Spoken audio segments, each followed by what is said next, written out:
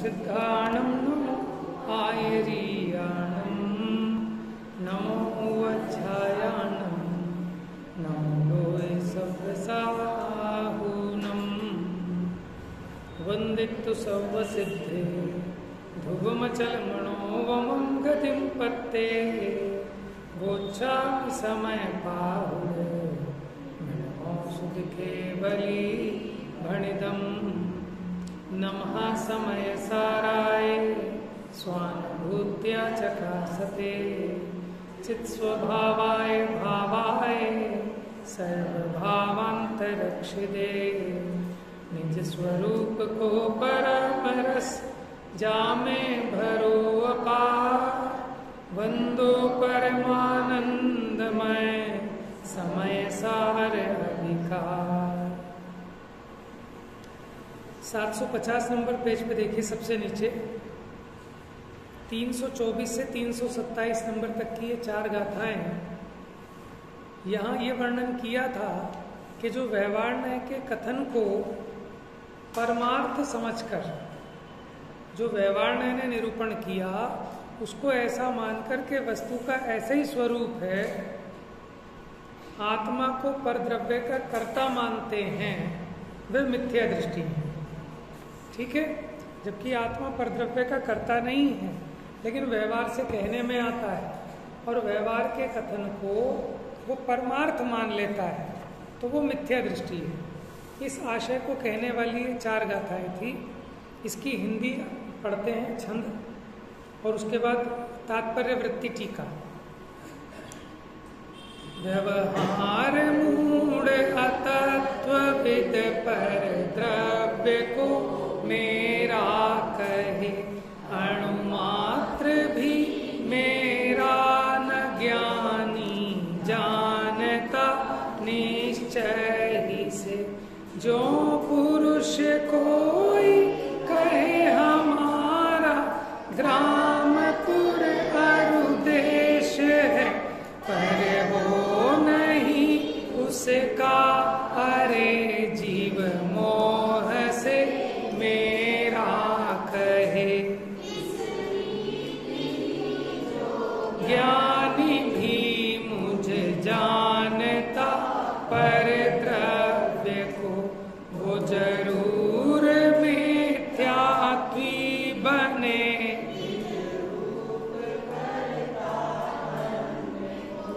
इससे न मेरा जान जीव, पर द्रव्य में इन उभय की कर्तृत्व बुद्धि जानता जाने सुदृष्टि रहित की।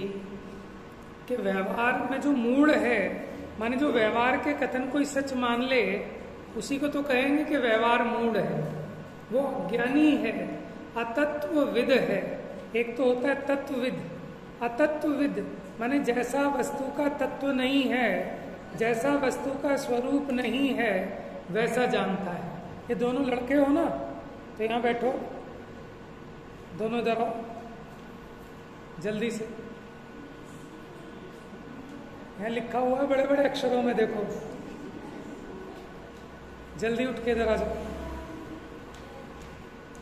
है तो अतत्वविद माने जो तत्व नहीं है उसका नाम है अतत्व, विद माने जानता है। जैसे परिग्रह में सुख है या नहीं, तो परिग्रह का तत्व सुख है कि नहीं है, लेकिन उसको परिग्रह में ये नजर आ रहा है कि इसमें सुख है, तो उसने क्या देखा? अतत्व देखा। क्या देखा? अतत्व देखा। वहां तो सुख है नहीं, तो क्या दुख है? कि दुख भी नहीं है। पर द्रव्य में मेरा सुख भी नहीं और दुख भी नहीं। तो सुख और दुख कहां से है? कि अपनी कल्पना से।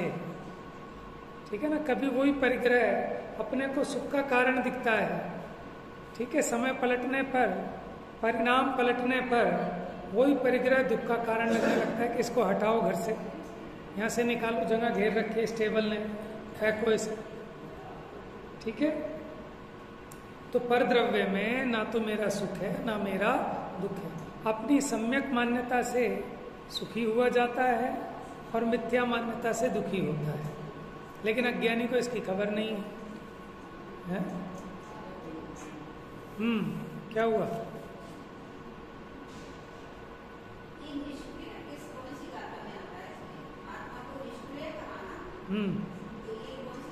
देखो, गाथा में नहीं कहा। 320 नंबर की गाथा की जो टीका है जयसेन आचार्य की, उन्होंने गाथा की टीका पूरी कर दी। उसके बाद कहते हैं कि अब कुछ विशेष कथन करते हैं। वहां उन्होंने 5 भावों की चर्चा की कि उन 5 भावों में से मोक्ष का कारण कौन सा भाव है ना। वो मोक्ष का कारण होता तो पारिणामिक तो आपके और हमारे पास सबके पास है, तो मोक्ष हो जाना चाहिए था। समझ में आया? तो उन्होंने कहा कि वो तो निष्क्रिय है उस पारिणामिक भाव का। हाँ, क्योंकि न तो वो बंध का कारण न मोक्ष का कारण। अगर बंध का कारण होता तो पारिणामिक भाव सिद्धों के है कि नहीं है भैया? हाँ, पारिणामिक भाव सिद्ध भगवान के है कि नहीं है? पता है कि ऐसे ही कह रहे हो? कितने भाव होते हैं जीव के? 6। कौन कौन से?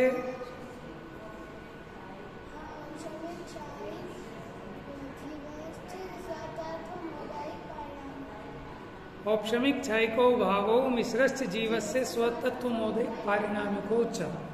तो ये 6 भाव गिना रहा है। गिनाओ कैसे? देखो, पहला औपशमिक, दूसरा छायक, तीसरा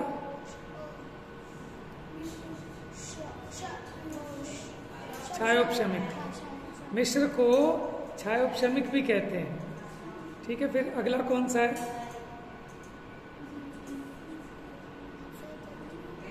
स्वतत्व नहीं। स्वतत्व का मतलब तो है कि उसका अपना भाव है।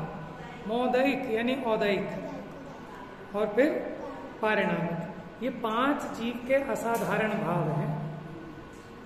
ठीक है ना। अब उसमें अलग बात है कि संसार दशा में कौन कौन से भाव होते हैं और मुक्त दशा में कौन कौन से होते हैं। तो जो पारिणामिक भाव है ये तो अनादि से अनंत काल तक रहता है। संसारी के भी है और मुक्त के भी है। संसारिणो मुक्ताश्च, 2 ही प्रकार के भेद है। तो संसारी में भी है और मुक्त में भी है। अगर ये पारिणामिक भाव बंध का कारण होता तो सिद्ध भगवान के भी पारिणामिक भाव है, तो सिद्ध भगवान को भी बंध का प्रसंग आता, लेकिन सिद्ध भगवान को तो बंध नहीं होता। अच्छा, अगर ये कहो कि पारिणामिक भाव मुक्ति का कारण है, तो समस्त संसारी जीवों के पारिणामिक भाव है, उन सबकी मुक्ति हो जानी चाहिए। समझ में? पारिणामिक भाव मुक्ति का कारण नहीं। पारिणामिक भाव का विस्मरण ये बंध का कारण है, और पारिणामिक भाव का आश्रय, उसका स्मरण, ये मुक्ति का कारण है। तो पारिणामिक भाव के विस्मरण रूप जो भाव है उसका नाम है औदैक भाव, और पारिणामिक भाव के स्मरण रूप जो भाव हैं वो औपशमिक है, छायोपशमिक है, छायिक है। समझ में आया? तो वो मुक्ति का कारण है। लेकिन ये जीव तो अनादि अनंत है, पारिणामिक भाव देखे हैं, तो वो उसको निष्क्रिय कहा है। हाँ, असाधारण क्यों कहते हैं?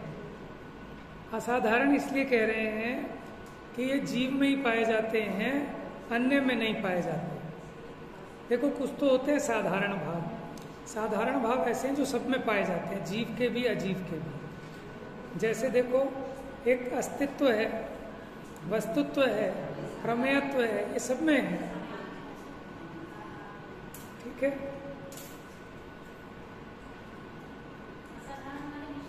हाँ, जो साधारण नहीं है, साधारण मैंने होते सामान्य, और असाधारण मैंने विशेष, स्पेशल। ये 5 भाव। ठीक है?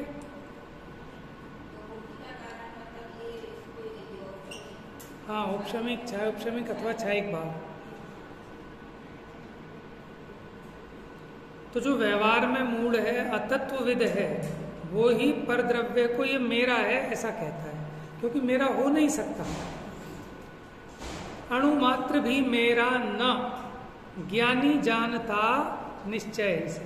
कि परमार्थ से तो अणु मात्र भी पर द्रव्य मेरा, कौन जानता है ये बात? ज्ञानी जानता है। शास्त्र के माध्यम से भले अज्ञानी भी जाने, लेकिन उसका जानना कोई जानना नहीं है, क्योंकि वही जानना है जिसके साथ मानना भी हो। अब जानते तो हो लेकिन मानते नहीं हो, तो फिर जानने का क्या फायदा?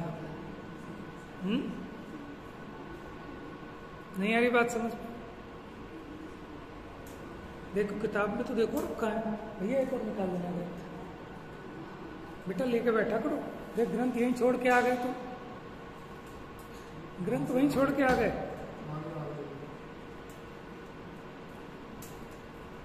Page number 751, 751।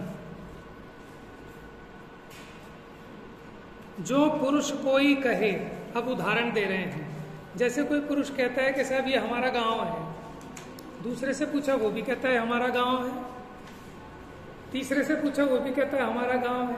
भैया गांव तो एक है, तुम हजार लोग सबके सब यही कहते हो कि मेरा है मेरा है मेरा है। ऐसा हो सकता है क्या? यहाँ होता है ना, घर में 6 मेंबर हैं, उससे पूछो भाई तेरा घर कौन सा, के ये मेरा घर है। दूसरे मेंबर से पूछो, वो कहता है ये मेरा घर है। तो ये सब मुंह से कह रहे हैं कि घर तो घर का है। समझ में आया? जब तू यहाँ नहीं आया था तब भी घर था, तू चला जाएगा तब भी घर रहेगा, लेकिन ये मेरा घर है। ये अपनी अज्ञानता और मिथ्या मान्यता से ऐसा लगता है, ये मोह से लगता है। फिर खाली गांव नहीं, नगर, हमारा भारत। समझ में आया? पर वो नहीं उसका अरे, लेकिन ये गांव नगर देश ये अपना नहीं है। जीव मोह से मेरा कर, जहां इसका एकत्व है। आप ये तो नहीं कहते पाकिस्तान मेरा है, अमेरिका मेरा है। कोई कहता हो तो पागल है, उसे तो पागल मानते हैं। लेकिन जो ये मान रहा है कि भारत मेरा है, दिल्ली मेरी है, विश्वास नगर मेरा है, भीम गली मेरी है, समझ में आया? तो वो दोनों ही पागल हैं। कहने में आप कुछ भी कहना, लेकिन अगर ऐसे ही मानते हो तो वो मिथ्या दृष्टि है। इस रीति ही जो ज्ञानी भी, अगर इसी प्रकार कोई ज्ञानी भी हो और वो भी ऐसा मुझ जानता पर द्रव्य, यानी पर द्रव्य में ममत्व करे, तो वो भी गारंटी से मिथ्या दृष्टि हो जाएगा। इससे न मेरा जान जीव पर द्रव्य में, इन उभय की कर्तृत्व बुद्धि जानता जाने सुदृष्टि रहित की है। उभय मैंने दोनों, कि कौन दोनों? कौन दोनों? किन दोनों की बात चल रही थी? एक तो लौकिक जन और एक श्रवण जन।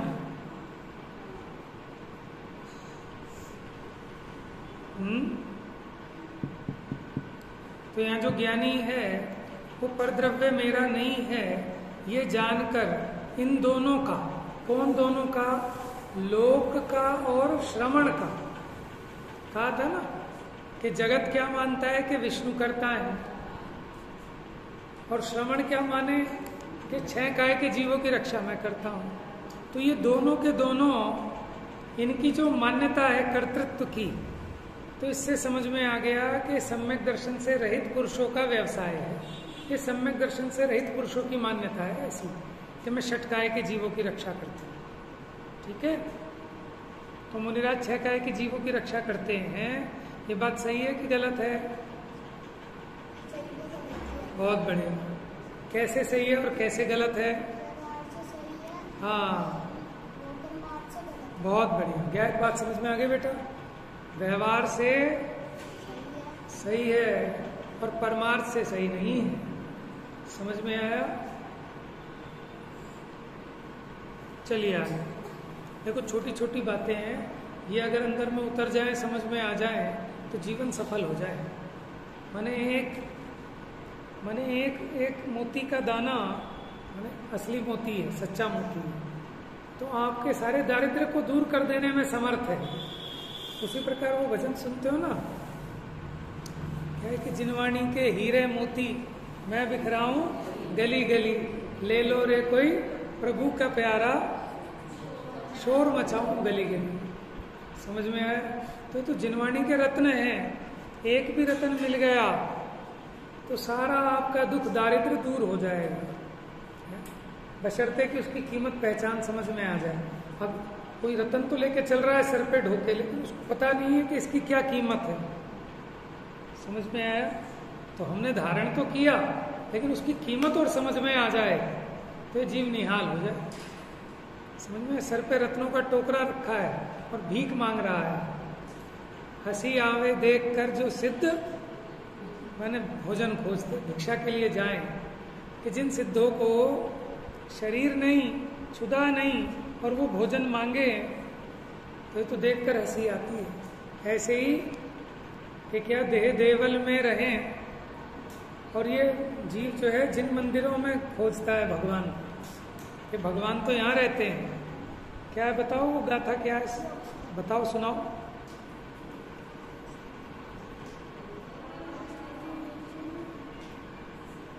हिंदी के याद है? सुनाओ। अच्छे से क्या, एक हो अच्छे से होना चाहिए। कि जैसे सिद्ध भगवान भिक्षा के लिए गमन करते हो, ये बिल्कुल ऐसे ही है कि अचरज है जल में रहकर भी मछली को प्यास है, गन्ने में जो मिठास फूल में सुवास है। ठीक है, उसी प्रकार आत्मा में आनंद है, सुख है, लेकिन इसकी खबर अपने को नहीं है।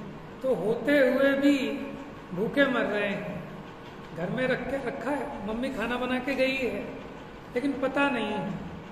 तो पता होने की कितनी कीमत है आप ये समझो। आपको पता ही नहीं था, अब मम्मी आई, आपने कहा हम तो भूखे मर रहे हैं सुबह से।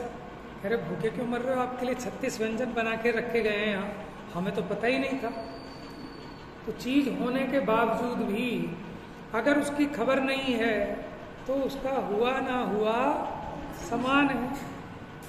तो यहाँ भगवान है लेकिन खबर नहीं है जीव को, उसकी पहचान नहीं है, तो हुए ना हुए एक समान, लाभ ही नहीं है इसको। और जिसको खबर हो जाए वो तो माला माल है।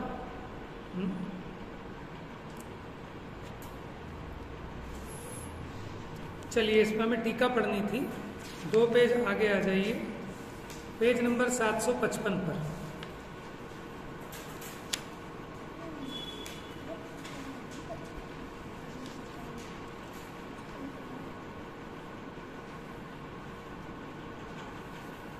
देखो पेज नंबर 755, बीच में उत्थानिका, जहाँ संस्कृत खत्म हुई हिंदी स्टार्ट हुई, उंगली रखो।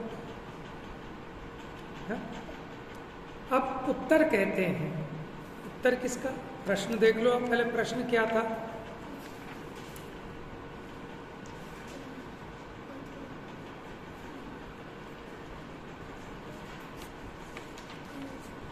इससे पीछे की गाथाएं देखनी पड़ेंगी।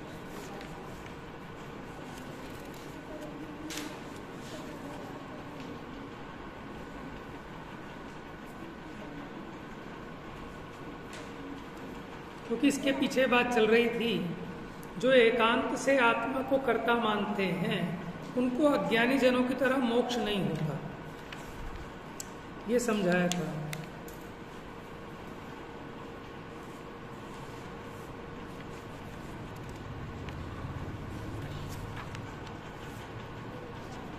देखो एक गाथा की उत्थानी का ही है, निश्चय से आत्मा के 755 पर, उद्गल द्रव्य के साथ कर्ता कर्म संबंध नहीं है तो आत्मा कैसे कर्ता हो, ये प्रश्न उठाया। पीछे समझाया था ना कि आत्मा का परद्रव्य के साथ कोई संबंध नहीं है। अब जब कोई संबंध नहीं है तो प्रत्येक द्रव्य कर्ता तो होता ही है, लेकिन बिना कर्म के कर्ता कैसे होगा? तो फिर आत्मा कर्ता कैसे होगा? देखो, आत्मा करता है इसका निषेध नहीं है, आत्मा एकांत करता है उसका निषेध है। अंतर समझ में आ रहा है दोनों में? एकांत माने सर्वथा, कि अपना भी करता और पर का भी करता, उसका निषेध है। समझ में आया? लेकिन अपने गुण पर्याय रूप से परिणमित होता है, उस अपेक्षा तो अपना करता है। तो प्रश्न देखो, निश्चय से आत्मा पुद्गल द्रव्य के साथ आत्मा का कर्ता कर्म संबंध नहीं है, तो आत्मा कैसे कर्ता होगा? जब पर के साथ मेरा संबंध नहीं तो मैं कैसे करूं फिर? ये कहते हैं पर द्रव्य मेरा है, कहते हैं। वे कौन है जो ऐसा कहते हैं कि पर द्रव्य मेरा है? पढ़ो इसमें जरा, लिखा है विदितार्था, विदित अर्थ जिन्होंने पदार्थों को जान लिया है, अथवा जो तत्ववेदी तत्व ज्ञाता हैं, वे पर द्रव्य को मेरा कहते हैं। अब आप कहोगे तो उल्टी बात आ गई, कि उल्टी नहीं है, आगे पढ़ो।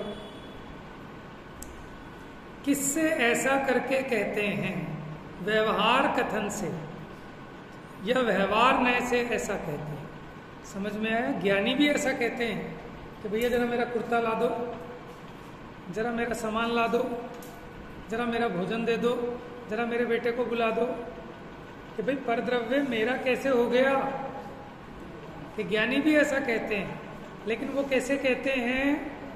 व्यवहार में से। बात समझ में आ गई भाई?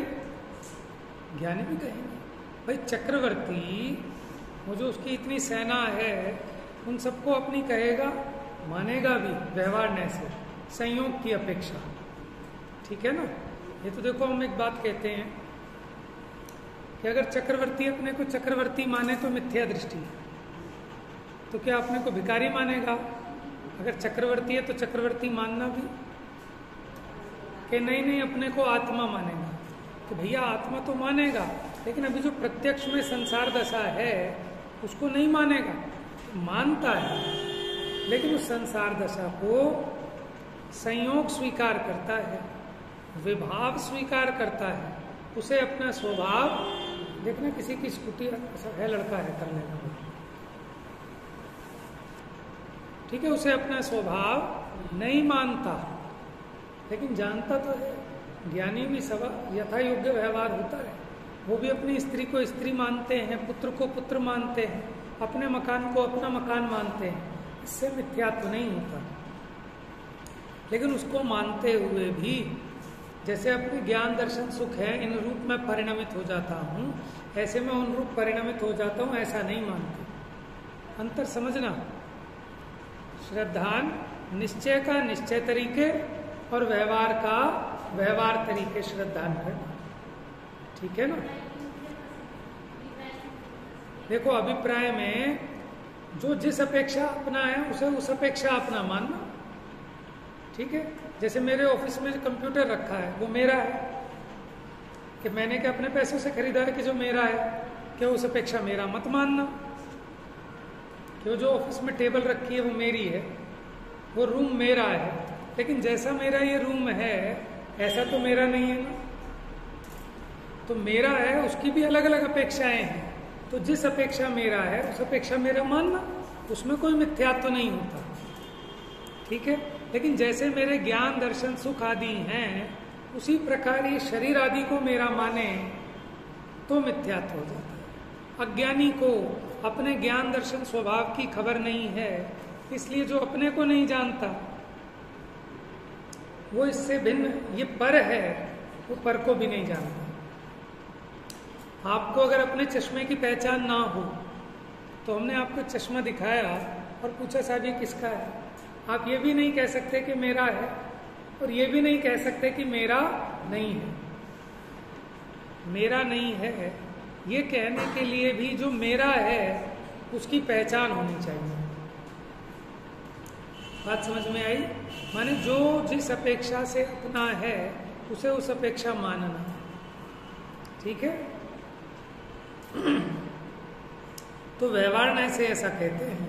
पुनः निश्चय से वे जानते हैं। क्या लिखा आगे पढ़ो।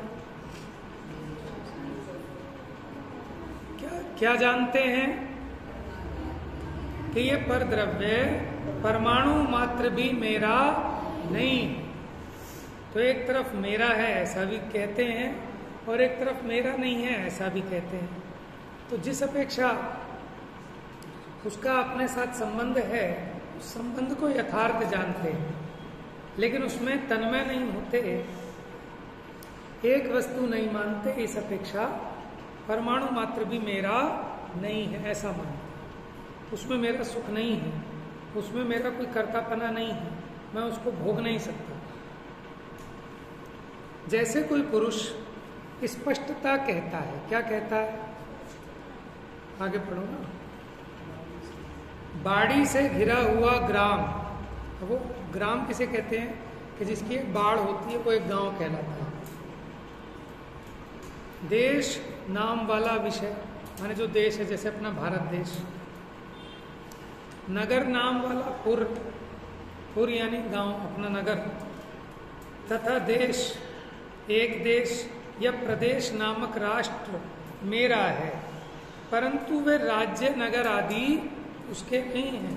वो राज्य तो राजा का कहो तो कहो, हमारे जैसे गरीब आदमी का कैसे कहोगे कि दिल्ली मेरी, समझ में है। लेकिन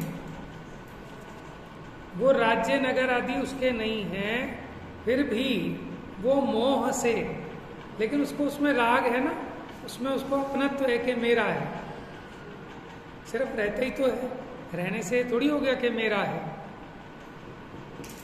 तो ये गांव आदि मेरे हैं ऐसा बोलता है, ये दृष्टांत है। अब पूर्वोक्त दृष्टांत से सिद्धांत समझाते हैं। ये तो उदाहरण था बेटा, अब इसका सिद्धांत कहते हैं कि क्या समझाना है इस दृष्टांत से, कि ज्ञानी आत्मा व्यवहार मूढ़ होता हुआ यदि परद्रव्य मेरे हैं ऐसा कहता है, कहने में दोष नहीं है, लेकिन अगर व्यवहार मूढ़ होकर कहता है, माने व्यवहार को व्यवहार नहीं मानता, व्यवहार को सच मान ले, तो वो मिथ्यात्व को प्राप्त होता हुआ क्या हो जाता है, ये निसंदेह बात है, इसमें कोई डाउट नहीं है, इसमें संशय नहीं है। इसलिए परकीय माने अहो चित परम अकर्ता नाथ, क्या है आगे,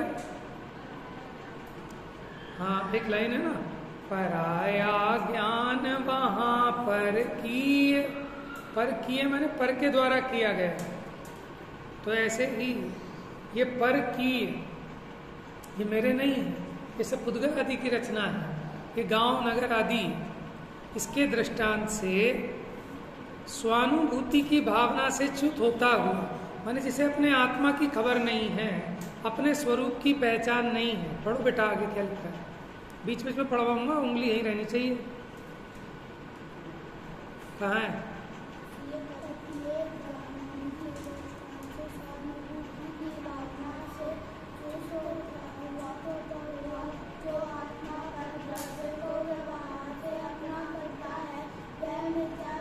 गुड। जो पर द्रव्य को व्यवहार से अपना करता है, देखो हो नहीं सकती अपनी, ठीक है, व्यवहार से कही गई थी, लेकिन उसने उसको परमार्थ समझ के कि ये मेरा ही है, ऐसी अपनी मान्यता करता है, ठीक है, वह मिथ्या दृष्टि होता है। ये पहले ही कहा है। इस कारण से ज्ञात होता है कि परद्रव्य के विषय में वे दोनों, वो दोनों कौन कौन, जिनकी बात चली थी, भले ही वो लौकिक जन हो जो विष्णु को जगत का कर्ता कहते हैं, और भले ही वो जैनी जन हो, वो परद्रव्य को करता है। ऐसे इस प्रकार से परद्रव्य के विषय में कर्तापन का व्यवहार है, व्यापार है। ज्ञानी इस बात को जानता है, क्या कि ये अज्ञानी है, कि जैसे ये विष्णु को जगत का कर्ता मान रहा है, उसी प्रकार ये 6 काय के जीवों की रक्षा का कर्ता स्वयं को मान रहा है। और ज्ञानी इस बात को समझते हैं और वो जानते हैं क्या कि निर्विकार स्व तथा पर परिच्छित्ति रूप ज्ञान से पर द्रव्य मेरे संबंधी नहीं है, ऐसा जानता है, ज्ञानी जानता है। और वो ज्ञानी ही अज्ञानी को भी जानता है कि अज्ञानी है। अज्ञानी नहीं जानता अज्ञानी क्या होता है, ज्ञानी ज्ञानी को भी जानता है और अज्ञानी को। अज्ञानी को पता ही क्या, जिसको ज्ञान का नहीं पता उसको अज्ञान का भी नहीं पता। ये लौकिक जन तथा जैन जन का पर द्रव्य के संबंध में कर्तापने का व्यापार है, ऐसा कोई अन्य तीसरा तटस्थ व्यक्ति जानता हुए जाने। कैसा जाने कि वीतराग सम्यक्तु नामक जो निश्चय दृष्टि है उससे रहित जीवों का यह अध्यवसान है। माने जिनको सम्यक दर्शन नहीं है ऐसे अज्ञानी जीव ही ऐसा अध्यवसान रखते हैं, ऐसा अभिप्राय रखते हैं कि मैं पर द्रव्य का करता हूं।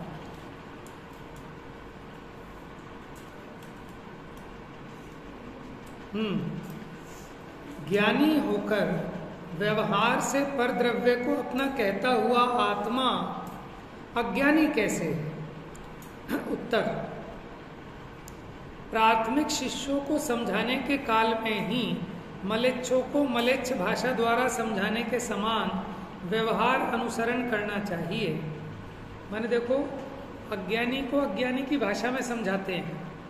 कैसे समझाते हैं? ये जो मनुष्य है ना, ये जो मनुष्य है ये जीव है। तो आप ये भी तो कह रहे हो कि ये जो मनुष्य है, तो समझाना ऐसे ही पड़ेगा क्योंकि आप ये मनुष्य मानते हो इसको। तो ऐसे ही समझाते हैं ये जो मनुष्य है ये मनुष्य नहीं है, ये जीव है।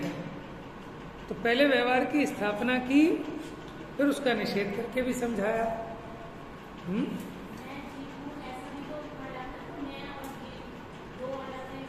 हाँ, तो ये तो उससे ऊपर की कोटि का व्यवहार हो गया, ये तो भेद रूप व्यवहार है। लेकिन ये जो पुद्गल है, ये जो मनुष्य पर्याय इनको मिली जुली के, वास्तव में ये तो जीव नहीं है, शरीर आदिक, शरीर से भिन्न जीव है। लेकिन फिर भी समझाएंगे कैसे कि ये जो मनुष्य है ये मनुष्य नहीं है, ये जीव है। और वहां पे भी अब कोई ये मान ले कि देह आदि को जीव मान ले तो उसने उपदेश को यथार्थ नहीं समझा। ठीक है, ये तो उपचरित वाला व्यवहार था। अब अगले स्टेज पे जो आते हैं कि मैं जीव हूं, ठीक है, तो आप कुछ भी कहेंगे, कोई भी कथन करेंगे तो उसमें कर्ता कर्म का भेद खड़ा हो गया, विशेषण विशेष्य का भेद खड़ा हो गया। उस अपेक्षा भी उसको व्यवहार कहा है, लेकिन वो बहुत ऊपर के लेवल का व्यवहार है। और ये जो देह को आत्मा कहने वाला व्यवहार है ये तो बहुत प्रारंभिक भूमिका वाला है। तो यहाँ कहते हैं कि जो हमने ऐसा व्यवहार से समझाया वो तो प्रारंभिक भूमिका वाले को, क्योंकि अज्ञानी को उसकी भाषा में ही समझाना पड़ता है। मलेच्छ को अगर मलेच्छ भाषा में ना समझाएं तो उसके समझ में नहीं आएगा। लेकिन मलेच्छ भाषा में समझाना जरूर, लेकिन मलेच्छ हो नहीं जाना। जैसे तोतला बालक पूछता है आके कि अंकल जी मैं गल में चलाता हूँ, तो अंकल जी भी तोतले हो जाते हैं थोड़ी देर के लिए, हाँ बेटा तले दाओ। क्यों हो जाते हैं? कि ऑटोमेटिक है, कि तोतले हो नहीं गए, उसे तोतली भाषा में समझाते हैं तो उसको जल्दी समझ में आता है। ठीक है, तोतले को समझाने के लिए तोतली भाषा का प्रयोग भले करना, लेकिन तोतले हो नहीं जाना। तो ऐसे व्यवहारी जन को समझाने के लिए व्यवहार की भाषा का प्रयोग भले करना, लेकिन नानुसर्तव्य, लेकिन वो व्यवहारी मत हो जाना। तो ऐसे आचार्य देव भी प्रारंभिक शिष्यों को संबोधन का काल छोड़कर कतक फल के समान शुद्धि करने वाला होने से शुद्ध नय से च्युत होकर यदि परद्रव्य को अपना करता है तो वो मिथ्या दृष्टि होता है। माने मुनिराज भी संबोधन के काल में व्यवहार न्याय के द्वारा समझाते हैं। बाकी वो ये जानते हैं कि जैसे कतक फल है, कतक फल क्या है? फिटकरी। पानी में फिटकरी डाली तो मिट्टी अलग, कीचड़ अलग और स्वच्छ जल अलग हो जाता है। लेकिन जो उससे च्युत है, माने जो शुद्ध नय से च्युत है, तो वो अज्ञानी है, इसलिए वो च्युत नहीं होते। सिर्फ उपदेश आदिक में उस व्यवहार का प्रयोग तो करते हैं, लेकिन शुद्ध नय का विस्मरण नहीं करते। विशेष इस प्रकार लोगों के मत में विष्णु करता है, ऐसा जो पहले कहा है वो लोक व्यवहार अपेक्षा कहा है। अब आपको क्या, आप भी कह रहे, देखो ग्रंथ में भी लिखा है कि भैया हम तो लोक व्यवहार बता रहे हैं कि लोक ऐसा मानता है। वास्तव में अनादि से विद्यमान देव, मनुष्य आदि जीव लोक का विष्णु अथवा ब्रह्मा अथवा महेश्वर कोई भी करता नहीं है। क्यों? कि समस्त ही जगत एक इंद्रिय आदि जीव विद्यमान हैं। उन जीवों के निश्चय से विष्णु पर्याय से, ब्रह्म पर्याय से, महेश्वर पर्याय से और जिन पर्याय से परिणमन की शक्ति है। माने कोई भी जीव विष्णु बन सकता है, ब्रह्मा बन सकता है, विष्णु बन सकता है और जिन बन सकता है। इस कारण से आत्मा ही विष्णु, आत्मा ही ब्रह्मा, आत्मा ही महेश्वर तथा आत्मा ही जिन है।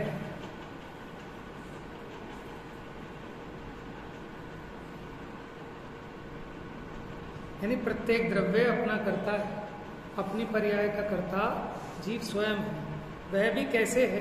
कोई जीव पूर्व मनुष्य भव में जिन रूप को ग्रहण करके भोग, आकांक्षा, निदान बंध के द्वारा पापानुबंधी पुण्य करके स्वर्ग में उत्पन्न हुआ है।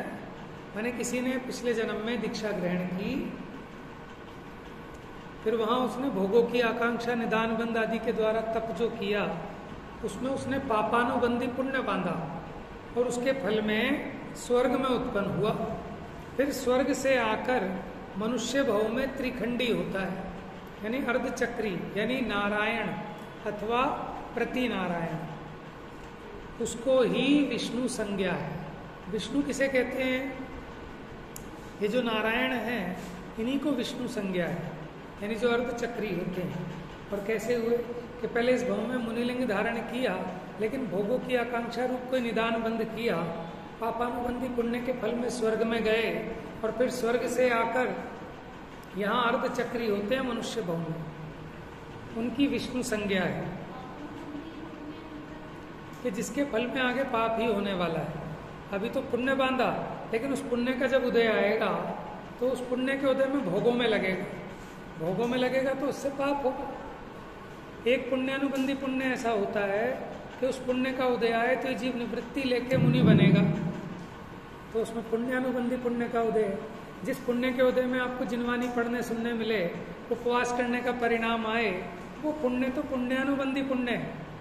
और एक ऐसा पुण्य है जिसके उस उदय में आपको कार मिले, है बढ़िया 36 प्रकार के व्यंजन मिले, बढ़िया गाड़ी मिले, तो उतना ज्यादा हिंसा होगी, परिग्रह अधिक होगा, पाप होगा, तो वो है पापानुबंधी पुण्य।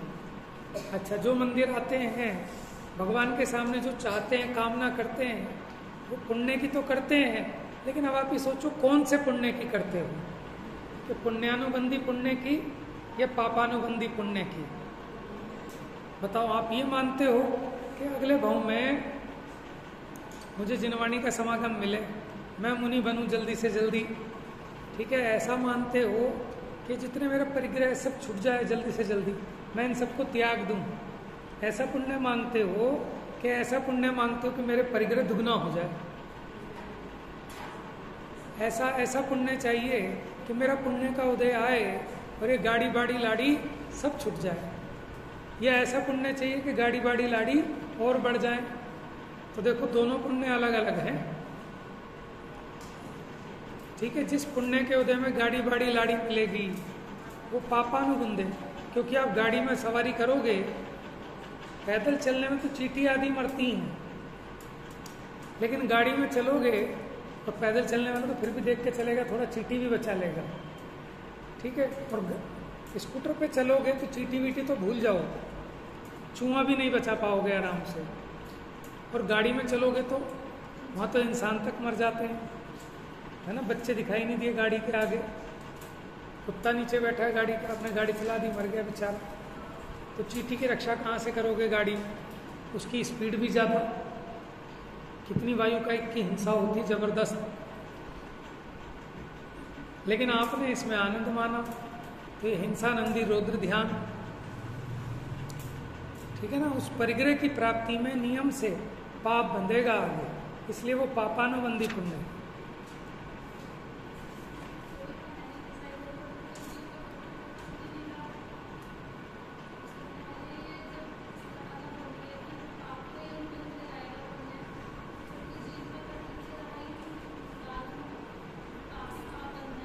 देखो निमित्त की तरफ से कथन करते हैं, लेकिन जो कार्य होता है वो योग्यता प्रमाण होता है, उसमें निमित्त अनुकूल होता है। वहाँ जो उसने कर्म का उदय बांधा, जो कर्म बांधा, वो कर्म तो निमित्त मात्र है। ऐसा थोड़ी नहीं कि वो करेगा नहीं, जबरदस्ती कर्म के कारण होगा। वो स्वयं वहाँ मजा लूटता है, उसमें वो रौद्र ध्यान रूप परिणाम करता है, उसमें आनंद मानता है, तो पाप का अनुबंध करता है। और वहाँ भी अगर विरक्त चित्त हो तो पाप का बंध नहीं होता उसको,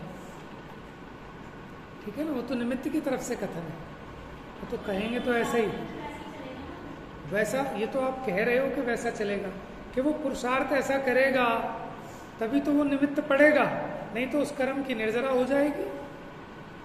अगर वो विरक्त भाव को प्राप्त हो, उन भोगों में आसक्त ना हो, तब थोड़ी ना उसको बंद होगा, तब तो बंद से निर्जरा होगी उसकी। तो कथन हम कभी निमित्त की तरफ से करते हैं, कभी उपादान की तरफ से करते हैं, लेकिन कार्य मूल में उपादान स्वयं कार्य रूप परिणमित होता है, उसमें योग्य अनुकूल निमित्त होता है।